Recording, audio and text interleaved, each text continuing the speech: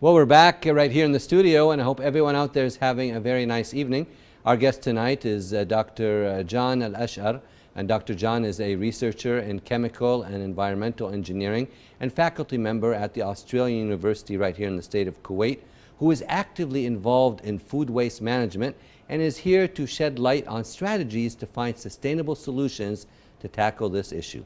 Dr. John, welcome to our program, Hala Kuwait. Thank you, Tariq. It's great to be here. It's a pleasure to have you with us. And Dr. John, a recent article mentions challenges in dealing with food waste in Kuwait. What is the current situation of food waste, in your opinion, right here in the state of Kuwait? Yeah. So, you know, food waste management is unfortunately a critical issue, not only in Kuwait, but worldwide. Also worldwide. Yeah. So, if you want to talk about Kuwait precisely, I need to mention that as per the recent statistics, Kuwait produces around 400,000 tons of food waste per year, which is something huge. And if I want to talk about the production of food waste per capita, per let's say person, it's around 95 kilogram per year. So compared to the other countries, we are in the top list of waste producers. So we need to act fast. We need to move and to have like a transition. We need to have sustainable strategies in order to find solutions and stop this bad or poor food waste management.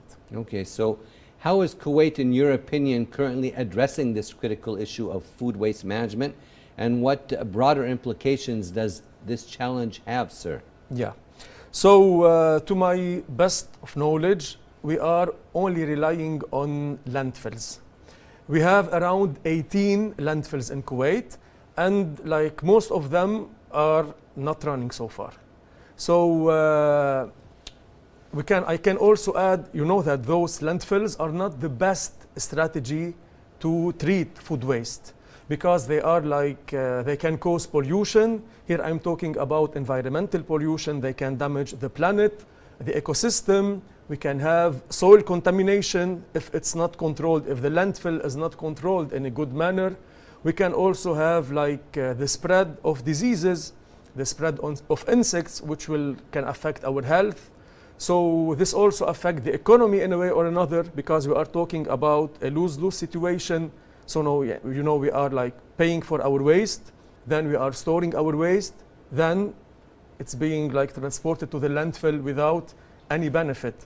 So it's a lose-lose situation regarding all aspects. Okay, so Dr. John, what in your opinion are some sustainable techniques you recommend for treating this food waste? What solutions, from your opinion and what you've seen worldwide? Tell us more. You know, there are many solutions. Tell us. If we want to start with the simplest one, we need to follow the 3 R's, as we say: reduce, reuse, recycle. So we need to reduce our consumption of food. You know what I mean? Because here we are known as as a society with hyper consumption of food waste. So first we need to reduce the quantities, then we need to try to reuse and recycle. Now, since you asked me about what do we mean by recycling, what are the methods, I will be highlighting just 2 methods. Tell us. I'm working on them, you know, in my research. So the first one is called anaerobic digestion. Which means? Which means the conversion of food waste into bioenergy, into clean energy, which is called biogas. Okay. You know, this biogas can be also integrated in Kuwait renewable energy mix. So, you know, we are all talking about including renewable energy in Kuwait. Of course. So this biogas that could be produced from waste can be integrated in this strategy. So at the same time, not also we can produce biogas, but we can produce fertilizer, which will boost the agricultural sector also in Kuwait. So this is the first strategy. The second one is known as composting. So the difference is the type of bacteria we can use, you know, the microorganisms. For the first one, we should have absence of oxygen. However, for the composting, the bacteria should have oxygen. So for the composting, our food waste will be converted to compost, which is also a natural fertilizer with a lot of benefits, which can be used and can solve the food waste issue. All right, those are some good solutions, Doctor. Yeah. So what measures and steps we may have touched on earlier should Kuwait consider to promote sustainable food waste management? You touched on it just now, maybe some of it. Maybe Yes. elaborate a little more. I can maybe add, we need to start by sorting the waste at home. Okay. You know, we need like to recycling and that? exactly to sort metals in a bin, Plastics. plastics, organic waste or food waste in a different Yeah, place. some people do that, but we'd like to have more people, of course, Exactly. do You know, one hand cannot clap. We need to Sure. have cooperation. that. Sure. So another thing from the government, we should have some clear policies regarding food waste management. This should be very clear and shared with everyone. Number two, we need to try to include topics regarding food waste management at schools. Not also in schools, but also at universities. We need to raise awareness on the importance of treating our waste in a good manner.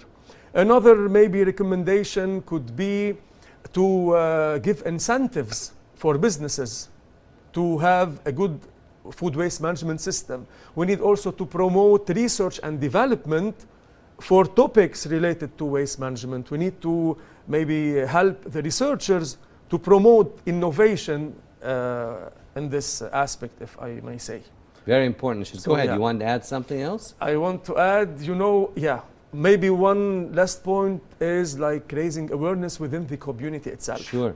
We can, let's say, launch some campaigns in malls or everywhere just to let people know why treating food waste or why managing food Essential. waste is essential and important nowadays. Very true, Dr. John. So what projects are you working on as a researcher? Maybe you could shed some light on that to tackle the issue of food waste. You mentioned earlier in some of your research. Yeah. Maybe you could elaborate in layman terms for our audience about some of the research that Yes. you're doing, sir.